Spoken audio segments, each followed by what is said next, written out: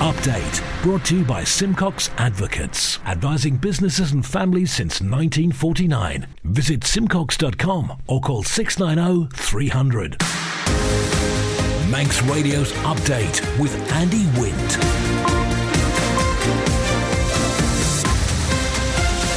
Pastor Mai, good evening. It's 5:30. This is Update for Tuesday, 29th of August 2023 from Manx Radio. 30 minutes to look at the latest news on the Isle of Man, with background to that news and sport and business and Sea-Watch and travel updates and the newsmakers in person. This evening, 1,000 people in a one-year queue for an ENT appointment, £3,000 fine for flying a drone at MGP, Liberal Vannin wants action on homelessness, the Wayland Dolphin Watch people want helium balloons banned, and down to earth for the high-flying Ravens. Man Benham for all your business and legal needs. First of all, at 29 minutes ahead of 6 o'clock, the Update News headlines. Faster Mai, Chanel Suku. Faster Mai. The Isle of Man Post Office is refining details to replace the island's airmail service with the ferry service. Chief Executive Officer Simon Neen says research shows the vast majority of customers would not be affected by the transition from aircraft to ferry. A former House of Keys candidate will stand trial after denying possessing indecent images of children. David Fowler pleaded not guilty to 6 charges when appearing at Douglas Courthouse. And Dr. Megan Matthias, MBE, has been appointed Chief Operating Officer for the Cabinet Office. Her role will start in November following a review of the role of the Chief Secretary. In international news, air traffic controllers have once again apologized for a technical fault yesterday, which grounded planes, but still haven't explained the cause. Around 5% of flights have been cancelled so far today. Hurricane Idalia has strengthened as it moves towards Florida's Gulf Coast. Officials have ordered evacuations and put millions of people on alert. And Greenpeace has joined other environmental groups in criticising plans to relax rules in England designed to protect rivers. The UK government's proposals are designed to boost the number of new homes. Those were your headlines. News at 6. Man Benham. Contact us by phone, video call, email or face-to-face. We're happy to connect with you. Manx Radio Weather with Manx Glass and Glazing. Karamaya, thank you. Chanel from the Ronaldsway Met Office. No wind warning in operation for the North Irish Sea. State of sea is slight and possibly moderate later. Dry and bright and cloudy to end the day and a light to moderate wind. A risk of some showers this evening. After dark minimum is 12 degrees. And for Ukraine, Wednesday, occasional showers to start tomorrow morning. They're mostly dry with sunny intervals in a moderate to fresh northwesterly, up to 17 Celsius, down to 13 through the night. For Jordane, Thursday will start dry and cloudy, then rain coming in on a fresh to strong south-southeasterly. It'll be less wet and windy as the day goes on. Highest temperatures 17 degrees. The tides turn. Low water was about 20 minutes ago. Sunset 18 minutes past 8. The late high water 12 minutes after 11. Low tide tomorrow morning is at 25 to 6. Sunrise 22 minutes past 6. Manx Glass and Glazing can produce bespoke splashbacks for your kitchen in any colours. Speak to the team on 674 573. Around 1,000 people on the Isle of Man are waiting for an ear, nose and throat appointment with an average wait time of more than a year for a routine referral. That's down on the average 76-week waiting time recorded earlier this year. The story from Beth Espy. Figures have been shared by Health Minister Laurie Hooper following a Tynwald question for written answer. He says through the Restoration and Recovery Programme, Nobles Hospital's ENT unit undertook additional weekend clinics to reduce waiting times. Manx Cares also used 2 ENT consultants to undertake a clinical validation of the waiting list, which has replaced some programme clinics. This means that those patients waiting for a long period of time are reviewed and contacted by the consultant to see if their ENT symptoms for which they were referred have improved sufficiently enough for them to be discharged. This approach, he says, has led to a reduction in the wait time for ENT from 76 weeks to the current 55 weeks. He goes on to say that Manx Care's also undertaking a demand and capacity review to identify what gap there is between current consultant capacity and demand from referrals. This will help determine whether additional staffing needs to be introduced to ENT in the form of additional medical staff or a specialist nurse practitioner. The questioner, Onken MHK and former Health Minister Rob Callister, seems less enthusiastic, though, about the decline in waiting time. In a comment on social media, he said, "I tabled the following question to the Health and Social Care Minister after 2 constituents were advised of a 3 to 4 year wait to see an ear, nose and throat specialist after referral from a GP. The department says the wait is 55 weeks and we should be grateful because it's come down from 76 weeks. A Manx Grand Prix visitor has been fined £3,000 for operating a drone close to the mountain course during the final race day at this year's event. Thomas Bernard Rudd of Bolby Drive in Loftus, North Yorkshire, appeared at Douglas Courthouse this morning in court for Manx Radio's Sean Cowper. At around 4:15pm yesterday, Race Control received a report of an unmanned aircraft operating near Ballaugh Bridge. 20 minutes later, police arrived and marshals pointed them towards a black BMW where Rudd was sat with 3 other passengers. Upon searching the vehicle, officers found a drone, accessories and a smartphone. Rudd admitted flying an unmanned aircraft near to Ballaugh Bridge between races during yesterday's schedule. His advocate told the court he flew the drone for around 15 minutes to capture images of the countryside and wasn't aware he would be committing an offence. She added that the visitor's flight hadn't caused a nuisance to any rider and that spending the night in a cell had frightened him.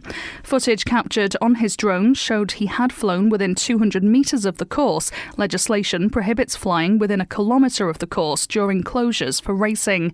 Deputy High Bailiff Rachel Braidwood said the legislation exists for a reason, with drones presenting a risk to riders and helicopters, adding that use of a drone could lead to a disaster.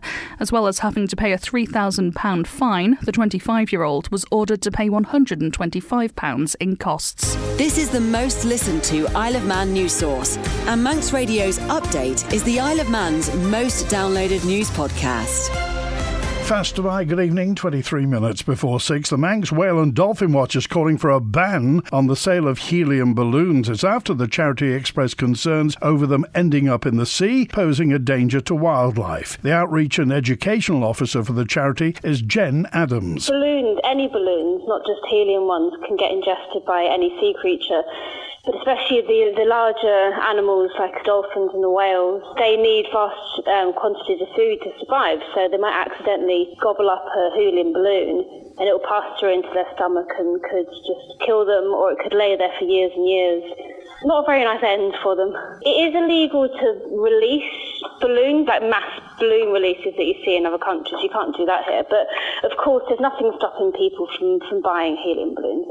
And whilst it might sound like a fun thing to have for a birthday party or a celebration, most of these balloons do end up, unfortunately, just getting untangled from their holding place and flying up into the air. And they can travel miles and miles and miles. Often they do end up in the sea, and then of course it's causing harm to lots of marine animals. So, I mean, I would really like to see an end to any sort of balloons. It's a continual challenge, really. The thing with litter and any types of plastics is that most of it does end up in the sea. And a lot of people think, they know about, obviously, the great work that Beach Buddies does and the amount of litter on the beaches. But why is there so much litter on the beaches? Well, it's because any litter that's dropped anywhere inland usually ends up in the sea. And that's due to the wind blowing it down into the gutters, down into the sewers, into our rivers, and obviously all of these end up in the sea, and that's why there's so much rubbish there. Public service workers on the Isle of Man are calling for possible industrial action in an ongoing dispute over pay. 77% of Prospect members balloted voted in favour of strike action if it reached that point. But negotiations officer Mick Hewer says such a move remains the last resort. I'm hopeful, as always, but the ball obviously sits in the court of the employer at the moment and Treasury. The PSC employees, it's a large group, quite significant across all government departments. So moving to any sort of industrial action will obviously have a significant impact on services, and we would hope that we don't have to go down that route. Our doors open 24 hours a day. We'll meet with the employer whenever they want to meet with us, and we're open to all suggestions. But the baseline has got to be an understanding that the 5.5% has been overwhelmingly rejected, and as a follow-up to that, members are saying that they've had enough and they're indicating that they would be prepared to take some form of action. We've seen it in the health services. Hopefully we now won't see it within the public services. Sea-Watch with the Isle of Man Steam Packet Company. Motor vessel Manxman departed Heysham at 27 minutes to 3. She'll be into the bay in the next 20 minutes or so, onto the link span just after 6 o'clock. The evening departure is with the motor ship Ben McCree. She heads from Douglas at 8:15 to Heysham, arriving there just before midnight. Overnight departure from the Ben in Heysham 2:15 back to Douglas at 6 tomorrow morning. The fast craft Manannan departed Douglas at 28 minutes past 4. She'll be into Liverpool at about 7 o'clock, on the link span about 15, departing at 8:30 from Liverpool back to Douglas at 11:15. Tomorrow morning's departures: Manannan leaves Douglas at 7 o'clock for Dublin. Manxman departs Douglas at 8:45 for Heysham. Follow the Steam Packet on Twitter for the latest sailing information. Schools on the Isle of Man will finish the summer term earlier next year and in 2025. Here's Lewis Foster. 2 days earlier, in fact. The Department of Education, Sport and Culture says it's altered the schedule to allow time for staff training and continuous professional development. It means the 2024 summer term will finish on Friday the 19th of July instead of Tuesday the 23rd of July as previously planned. Julie Edge, Minister for Education, Sport and Culture, says it's crucial we invest in our teachers and other school staff, and this plan will allow us to do just that. Ultimately, this decision will benefit our teachers, students and educational establishments, she says, and we wanted parents to have as much notice as possible. In 2025, schools will now close to students on Friday the 18th of July. Reaction on social media has been mixed, and there seems to be confusion over what happens to those 2 days lost, but the department hasn't said there'll be an earlier return to school in the autumn. One commentator says, personally, I'd like to see the summer holidays change completely. They have different terms in Scotland, and why can't summer holidays start at the end of May, i.e. practice week, when arguably the weather's better and certainly the nights are lighter than they are from mid-August to September. Another says, yay, that means I get my birthday off. Manx Radio Business Briefing. At 17 minutes before 6, fund manager Lion Trust Asset Management declared its public offer for GAM Holding unsuccessful today. As a result of the offer's failure, Lion Trust confirmed there be no additional acceptance period, meaning the offer wouldn't be settled. The board of Lion Trust then said in relation to the financial support provided by Lion Trust to GAM through the Tranche 1 facility, which is 8.9 million sterling plus interest, Lion Trust has the right to demand immediate repayment on the date falling 30 days from today. And for a full daily market report, go to ramseycrookall.com. Children these days apparently only want their screens, so toy makers are focusing on adults instead. Barbie has certainly played a part in reviving interest in retro dolls like her and Ken's friend Alan, but the trend's been going strong for a few years now, thanks in part to the pandemic isolation that pushed many adults to pick up childhood pastimes.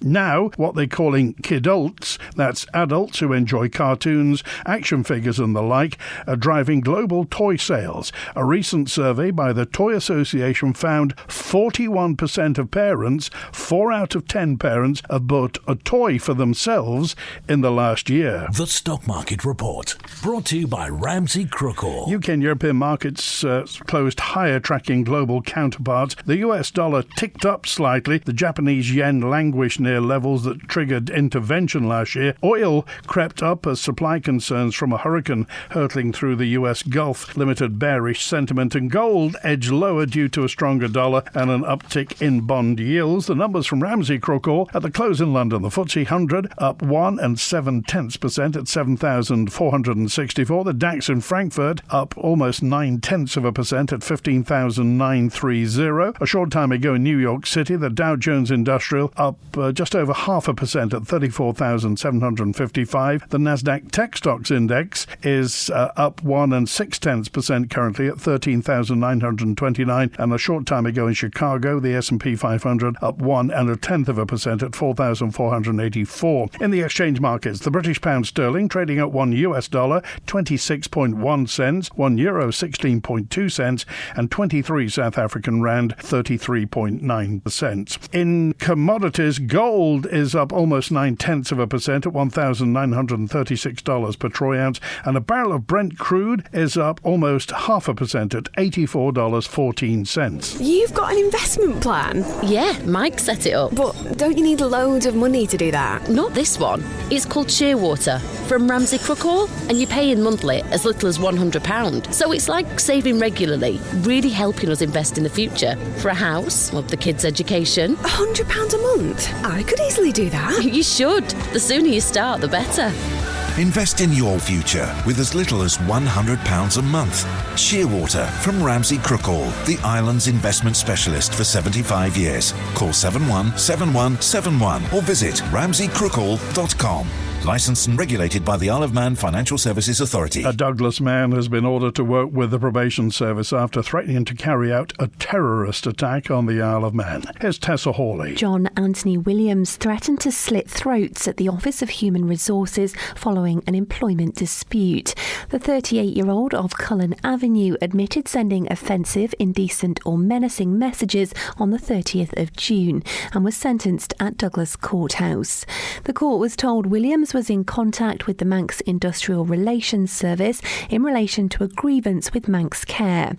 He told them they have shown their true colours, now I will show mine, adding it's going to be a very explosive month for Manx Care. Let's hope they have enough beds for my next move. In follow-up correspondence, Williams threatened the Isle of Man is going to see a big terrorist attack. As a result of Williams' threats, the Office of Human Resources was locked down to ensure the safety of employees, and he was arrested. During sentencing, Williams' advocate said her client had been struggling with his health and financially, adding things went wrong. He wasn't entirely compos mentis in his mind. Imposing a 12-month probation order, magistrates told Williams the offence was serious, adding there is no way we can gloss over that in any way, shape or form. We wish you well, but be under no illusion. If you're back in court, you won't be treated this way on a second occasion. Update brought to you by Simcox Advocates, advising businesses and families since 1949. Visit simcox.com or call 690 300. Manx Radio Sport. Fast am I, sports editor Rob Pritchard. Fast am I. Good evening. Two late goals saw FC Isle of Man taste defeat for the first time in 5 games as they slumped to a 2-0 loss at struggling Skelmersdale United yesterday afternoon. Despite a match-long push to extend their 4-game winning streak, the Manx side went behind in the 87th minute courtesy of a strike from Skelmersdale's Joshua Green. As the Ravens frantically pushed in search of a late equaliser, Thomas Ward scored in the 93rd minute to hand the hosts their first points and win of the season. FC Isle of Man assistant manager Alex Harrison believes his side didn't play poorly, but a lack of a clinical edge came back to bite them late on. I just said to them there, I said you can't let this, you can't dwell on this defeat, you've got to go again. Games come thick and fast in this league. We've managed games really well, been really resilient and kind of had good shape. We changed the shape a little bit at half time. I keep saying chances. We had some great chances, just got to take them. Turning to rugby, and Ramsey made a positive start to the new season with a 51-12 win away at Prenton in the Cheshire Plate on Saturday. Early tries from Adam Dunlop, Dan Richmond and Jake Richmond, plus a Brandon Atchison conversion, saw Ramsey race into a 17-0 lead within 10 minutes. Prenton pulled one back, but additional Ramsey scores from Freddie Corlett and Ben Gelling left them 27-5 ahead at half-time. Prenton pulled another back in the second half, but it wasn't enough to stem the Ramsey tide. Dan Richmond and Ben Gelling both picked up their second tries of the game. Wingman Braden Roche also went over, as did second row Josh Courtine, with Atchison adding 2 more conversions.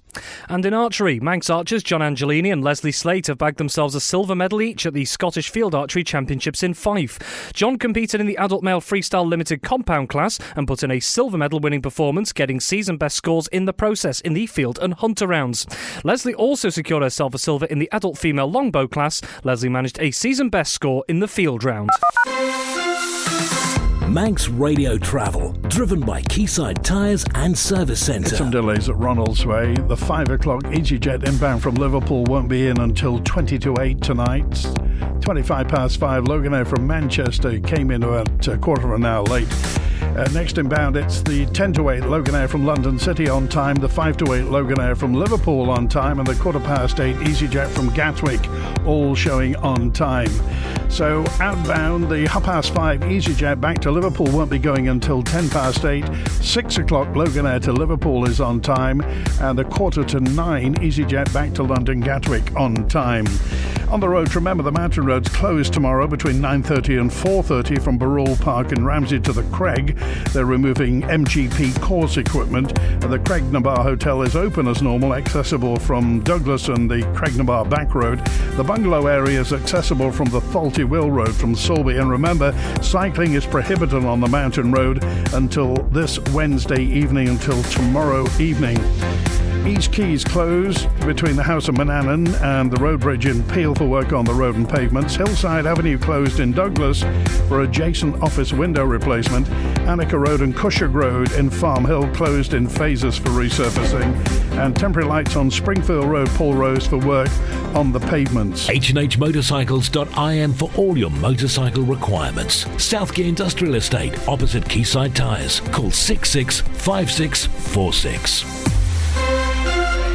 A political party is calling for immediate action to tackle the lack of emergency provision of accommodation for people who find themselves homeless on the Isle of Man. Liberal Vannin chair Paul Weatherall says a backup plan should have been in place before the charity Gry withdrew its night shelter provision. But he says the party, Liberal Vannin, welcomes the long-awaited government strategy document and hopes to see it published soon. The background to this, of course, is the charity Gray that did provide a shelter for homeless people had to withdraw because of lack of volunteers about 12 months ago now, last September, I think, wasn't it?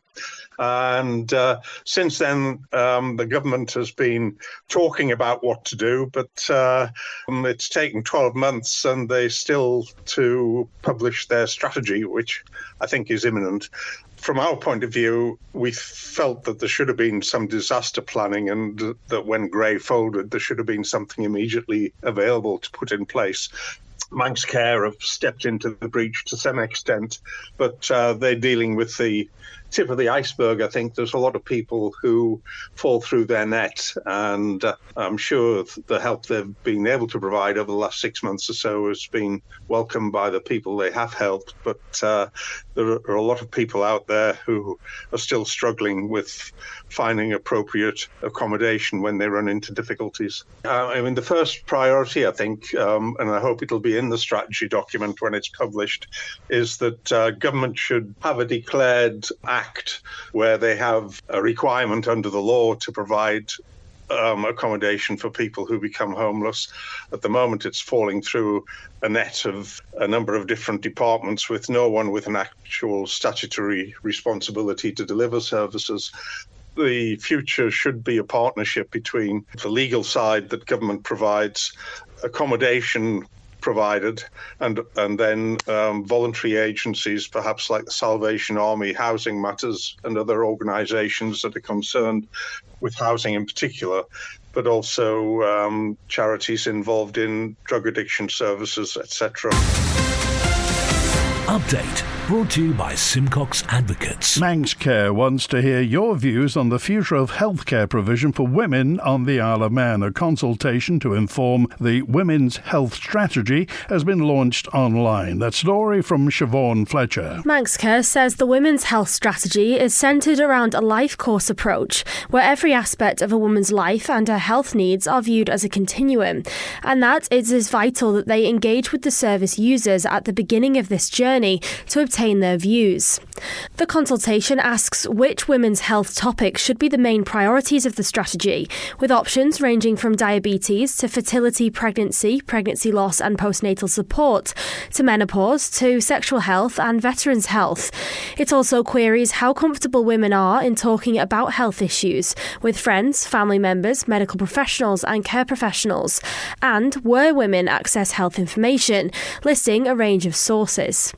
The team from from Manx Care want to know if respondents have any suggestions for things that would help women better access information and education, and if there are any service changes women would like to see in the future.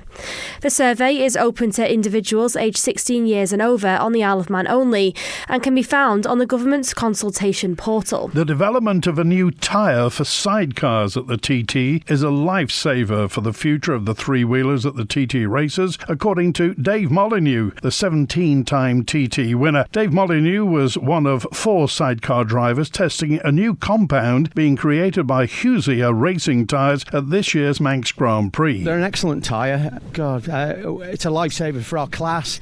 You know, without this great American company stepping in to fill the boots of Avon, who served us fantastically for 4 decades. You know, it was a long period, and all good things come to an end, as they say, but I think this is the start of something really good for this class. They're a lot lower profile. I mean, I was running a 570, that's 570 millimetre diameter back tyre. This is a 500. And we've had to adjust the ride heights of the bike and re-engineer some bits in the forks, and it's been an awful lot of effort here, you know, by everyone, and thank goodness we had one good tyre company in the world that was willing to support us as a class, because it spelled the end. It really did spell the end of this class, and I think without them, I don't think we could have turned up the TT as a class. Fortunately, that you know they make the tyre sizes that we desperately need for our class, and there's several different manufacturers of bikes out there, not just the LCR, myself, but you know there's still the Irison chassis, the Windles, the Shellbones, and all the great chassis that have been built over the last few decades. And because of the way our rules are in steel construction, these chassis can last up to 30 years, believe it or not, without any problems, as do the 250 class. So fortunately, the tyre size is very similar to what we had back in them old days. And so that these old bikes are still going to be able to come here and ride safely on something that's purely in thoroughbred race tyre and made specifically for a race purpose. That's it for Update Tonight, compiled from the resources of Manx Radio's news department. Thanks to newsreader Chanel Suku, producer Rhiann Evans. After the news at 6 o'clock, we're in the countryside with Kiri Kermode and Simon Clark. The greatest hits with Ruth Shimmin at 6:30. The Folk Show with Jumpin' John Barker at 9 and Dave Moore after hours on The Late Show at 10. And I'll be back tomorrow at 5:30. WINT